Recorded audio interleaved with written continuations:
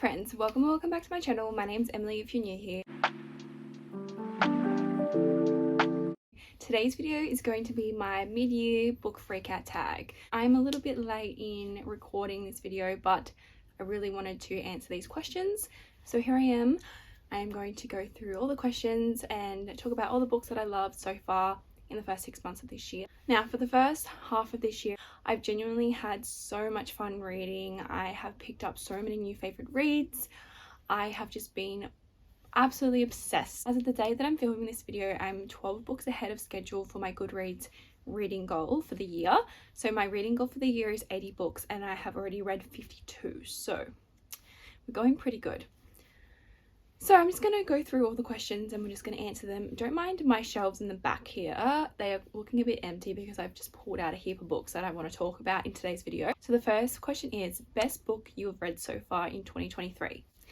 I have only given one book for this question and it was really hard for me to narrow it down exactly as to what was my favorite read. I've had so many favorite reads so far this year. I've had a lot of 5-star reads. But my favorite book that I have read thus far, which I still think about every single day, constantly, I'm always thinking about this in the back of my mind. It lives in my brain rent-free and I will never stop thinking about it. Daisy Jones and the Six by Taylor Jenkins Reid. This so far is my favorite book of 2023. I will never stop thinking about this book. I will never stop listening to the Aurora album. I will never stop thinking about these characters. This took me by complete surprise.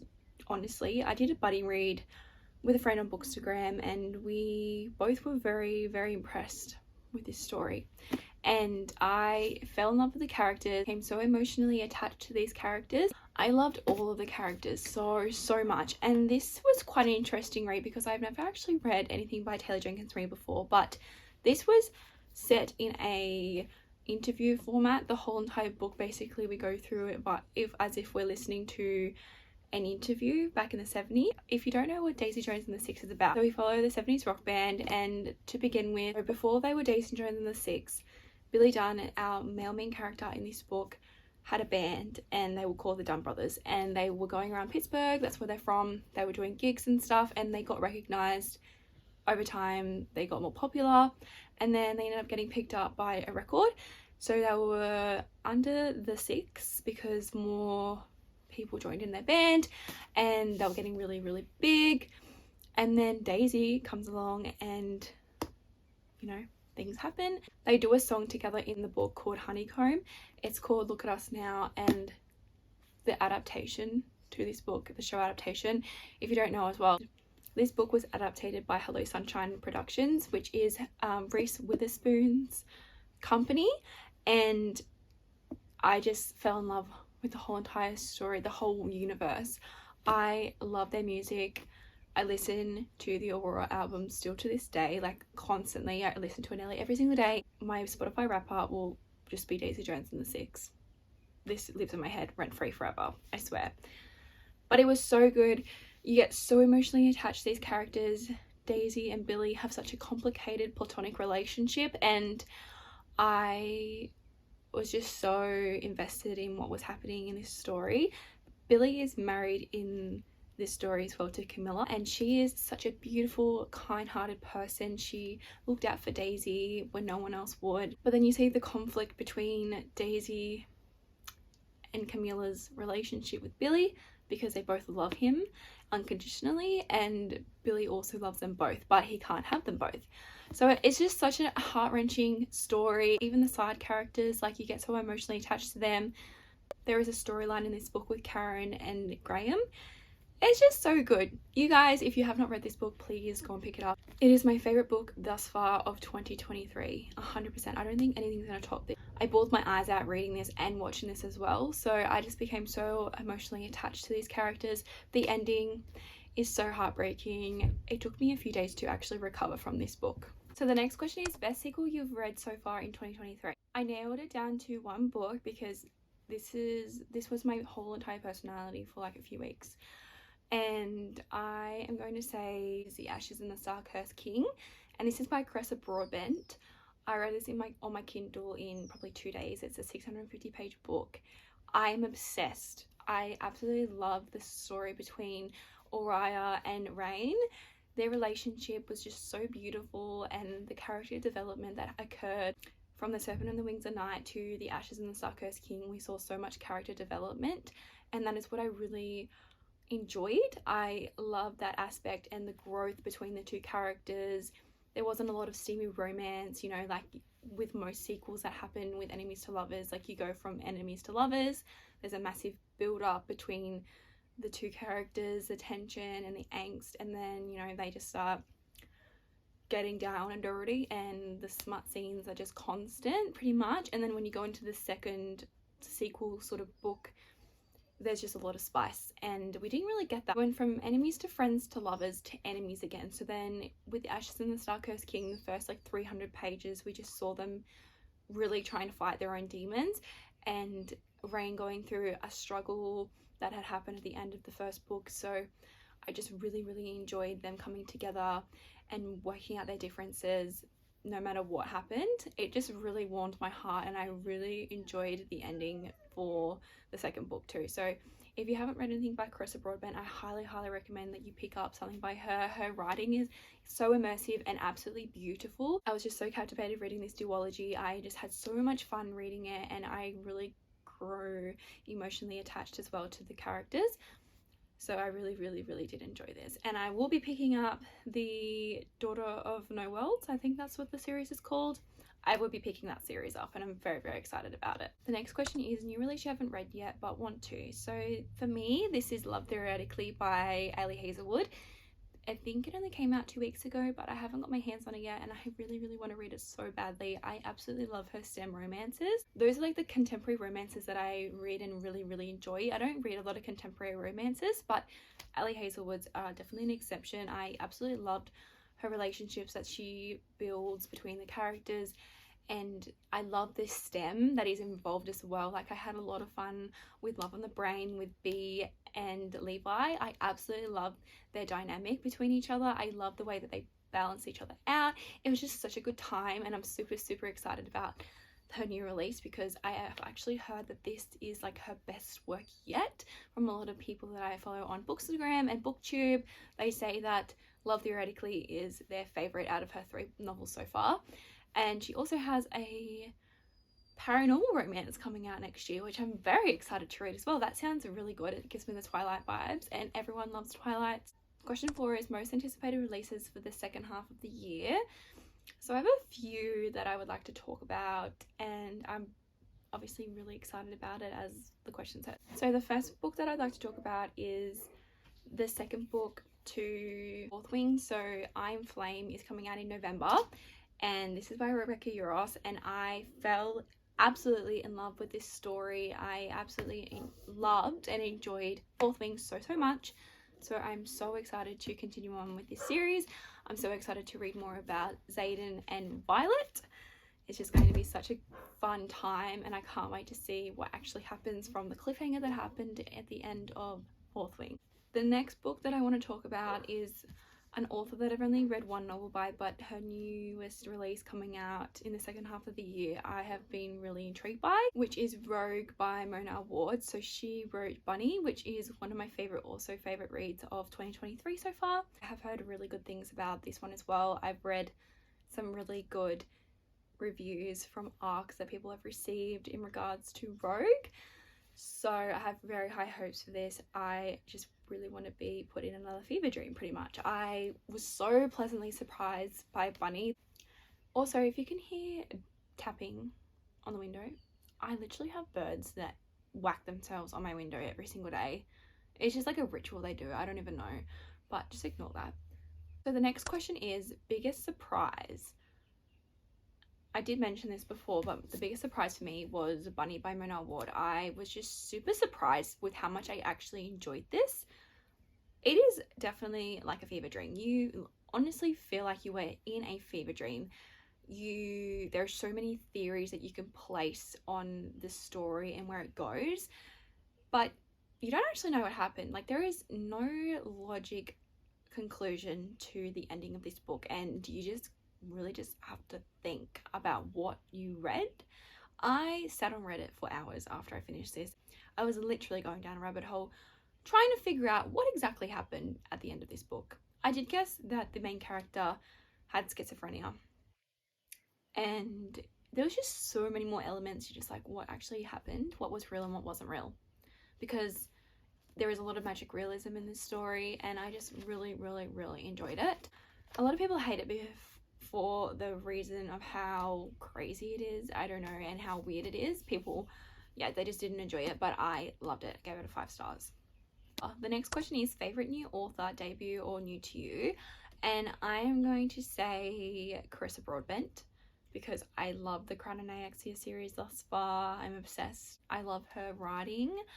I just can't wait to read more of her work as well, more of her backlist. So she's definitely one of my new favorite authors that I have discovered this year. The next question is newest fictional crush. I will have to say Zayden Ryerson from The Fourth Wing. I can't stop thinking about him. He is so broody and dark and sexy, and I just absolutely loved him as a character. I think he's a really good person, honestly. Like, deep down, he may be portrayed as the morally grey man, but he definitely has a good heart and good intentions. So he is definitely my newest fictional crush, and I will probably keep obsessing over him until the next book comes out. The next question is a book that made you cry. I have a couple, because not many books make me cry, but I did have a few that really got to me this year.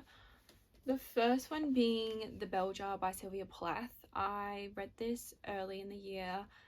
I heavily annotated it as well. This was so heartbreaking. I feel like I connected a lot with Esther and her story, and I just really appreciated the way Sylvia wrote about the 1950s and women being treated in the 1950s and dealing with depression as well at such a young age in her adulthood in New York, you know, like living the life that you would want to live, but having chronic depression. It really just sparked something inside me, and I loved the story, and I loved learning about Esther Greenwood's life and how she dealt with, you know, going to writing school and really having a passion for something but not succeeding in it, and then spiraling, because that is exactly what happened in this book. She spiraled from not being accepted into her summer writing program.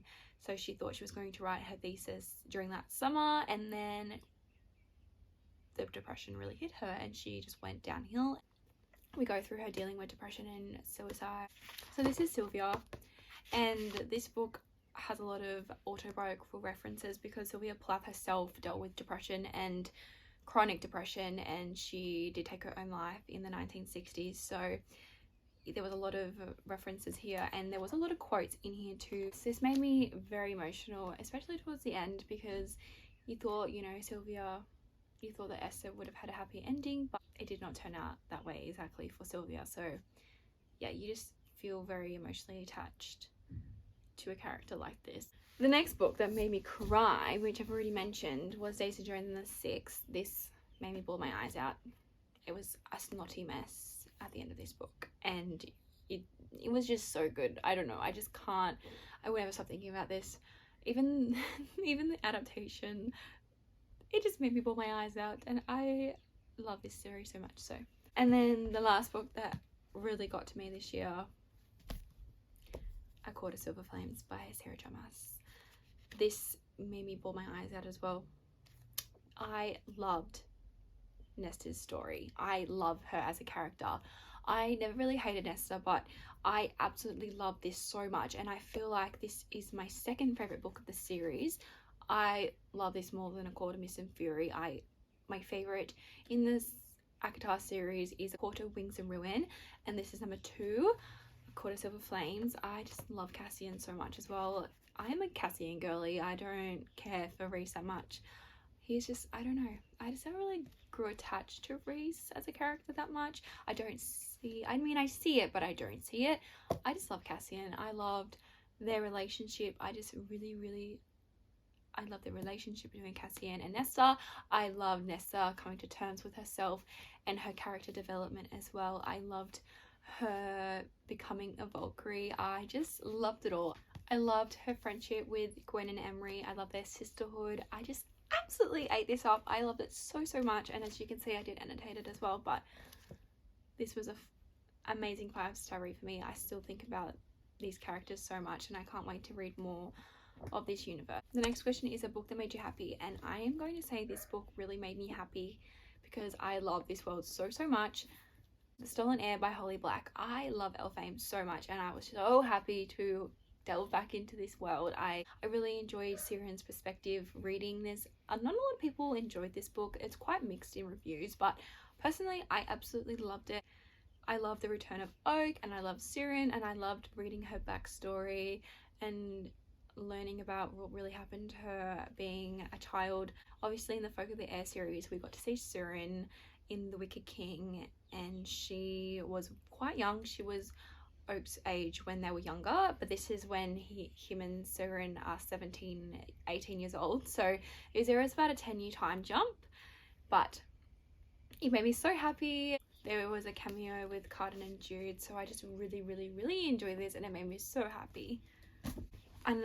This is a series that made me so happy this year. It just brings me so much joy, and it's probably no surprise to any of you, but that is the Spy Family series. I only have the first 5 volumes on my physical shelf. The other 3 volumes that I read were from the library, so I need to buy volumes 6 through to 9 because volume 9 just recently came out and I haven't read it yet, so I will not talk about this much because I talk about it all the time. But Spy Family is my favorite manga series, and it is so fun. Found family, it is such a good time. We just get such a good vibe from these characters. There is a 6-year-old telepath by the name of Anya. We have an assassin as a mum, who is Yor, and a spy as a dad, which is Lloyd. So we follow the family, and they also get a dog named Bond, and he also has telepathic abilities with Anya. They basically can talk to each other. It's just so fun, and I love it so much. Next question is most beautiful book you bought so far this year or received. So I have 2 books because I love the cover of one, and I love the edition of the other. So the first book that I'm going to talk about is Tomorrow and Tomorrow and Tomorrow by Gabrielle Zevin. I love this cover so much. It is so beautiful. I don't know, it's so holographic, and I just love it so much. There's like rainbow end pages on the hardcover. It is so beautiful. I absolutely love it. I haven't read this yet. It's still in my TBR, but I really want to pick it up in the next couple of months. Hopefully in August maybe. I think it'll be a perfect time to read. I just love it. It's so beautiful. It's so fun and colourful. Yes, rainbow obsessed. And then the next book that I'm going to be talking about is I only just received recently, but I bought it myself. One Dark Window by Rachel Gillig. This is absolutely beautiful, this cover. And it's a special edition, a Fairy Lit special edition. I just can't get over how beautiful the cover is. I love it. Hard cover itself. It is giving me all the gothic vibes, and I love it so much. I don't know, it is so awesome and eerie and creepy and beautiful at the same time. The end pages, the artwork, it is just something else. I can't get over it. Even the sprayed edges, the beautiful green, mossy green colour, it is just so beautiful, and I'm so excited to read this. So, and then on the back, the dust jacket is also reversible, so we have this as a reversible dust jacket. It is so stunning, beautiful artwork of the characters, and I have not read this yet, but I have only heard amazing things about it, so I am just genuinely so excited to read it. The final question is, what books do you need to read by the end of the year? Now I have 3 books here in particular that I really do need to read by the end of the year. So I'm just going to start off with one of the obvious ones because I'm in the middle of this series, and the newest book is coming out next year, which is House, the Sky and Breath by Sarah J Maas. This is just so freaking chunky, and it is like very chunky, very floppy, which is great, but I've had this sitting on my shelf since August last year. It's just literally just been sitting there. I absolutely love House of Earth and Blood. I really enjoyed it, so I know I'm gonna absolutely love it, and I don't know why I've been putting it off, but this needs to be read by the end of the year because I want to read the new book that's coming out. But I'm just so excited, and I honestly just realized that this has lightning on the cover. Anyways, that is one of the main books that I must read by the end of the year. And then I have 2 books of the same series which I need to talk about because I have almost finished it, and why should I leave it any longer? I need to finish this series. So I have the next 2 books in the Vampire Academy series. So I have Spirit Bound and Last Sacrifice. Now these are the 2 last books that are in the Vampire Academy series. It's book 5 and book 6. I have been putting these off as well for the last few months because something really big happened in the end of book 4, which was Blood Promise, and I just can't mentally prepare myself for it because I love Dmitry Belikov so much. I just want to have a happy ending for Rose and Dmitry, but we'll see what happens, you know. So I need to read those desperately, and I think I might pick up Spirit Bound in July. We'll see how we go, because I've actually been kind of gravitating towards it because they have the Fairy Loot special editions for the first 3 books coming out in September maybe, I don't know, but it just really kindled my love for the Vampire Academy series. I love it so much. So those are the books that I need to read by the end of the year, and I will be reading them because I'm very excited about them. But this concludes today's video. I had so much fun answering these questions. I really hope you enjoyed listening to me ramble about my favorite books so far this year. Please don't forget to like, comment and subscribe, and I'll see you all in my next video.